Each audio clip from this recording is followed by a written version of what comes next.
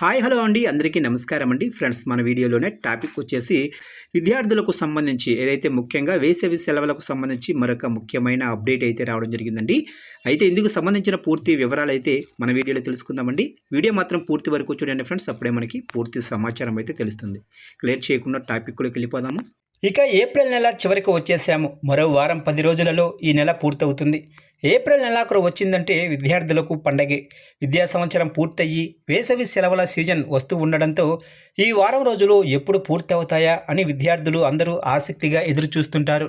ఈ నేపథ్యంలోనే ఆంధ్రప్రదేశ్ విద్యాశాఖ కీలక నిర్ణయం తీసుకుంది.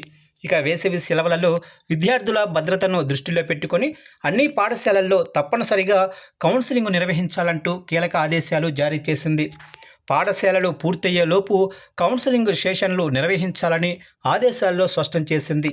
ఇక కౌన్సిలింగ్ సెషన్లు ఎందుకు అంటే సాధారణంగా వేసవి సెలవులు వచ్చేసరికి విద్యార్థులు కాలువలు చెరువుల్లో ఈతలకు వెళ్తుంటారు. పగటిపూట అధిక ఉష్ణోగ్రతలు వడగాలుపుల నేపథ్యంలో వడదెబ్బకు గురయ్యే ప్రమాదం కూడా ఉంది. ఇక వీటన్నింటినీ దృష్టిలో పెట్టుకొని వేసవి సెలవుల్లో ప్రమాదాల బారిన పడకుండా ఎలాంటి ముందస్తు జాగ్రత్తలు తీసుకోవాలనే దానిపై విద్యార్థులకు పాఠశాలల్లో కౌన్సిలింగ్ నిర్వహిస్తారు. స్కూళ్లు పూర్తి కాకముందే ఈ కౌన్సిలింగ్ సెషన్లు పూర్తయ్యేలా అధికారులు చర్యలు తీసుకుంటున్నారు.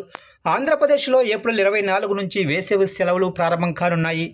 జూన్ 11వ తేదీ వరకు అంటే మొత్తం 49 రోజుల పాటు సమ్మర్ హాలిడేస్ అయితే ఉంటాయి. ఇక ఈ నేపథ్యంలో సెలవుల్లో పెద్దల పర్యవేక్షణ లేకుండా కాలువలు చెరువులు నదుల సమీపానికి వెళ్లవద్దని విద్యార్థులను ఏపీ విద్యాశాఖ హెచ్చరించింది. ఇక తెలియని నీటి ప్రాంతాల్లో ఈతకు దిగవద్దని సూచించింది. అలాగే ఏదైనా ప్రమాదకర పరిస్థితులు తలెత్తినప్పుడు ఇతరులను రక్షించేందుకు సొంతంగా ప్రయత్నించకుండా చుట్టుపక్కల ఎవరైనా పెద్దలు ఉన్నారేమో గమనించి వారికి సమాచారం అందించాలని సూచించింది.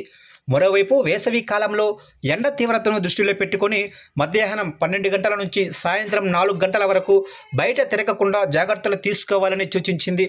తేలికపాటి దుస్తులను ధరించడంతో పాటు తగినంత నీరు తాగాలని విద్యార్థులకు విద్యాశాఖ సూచించింది.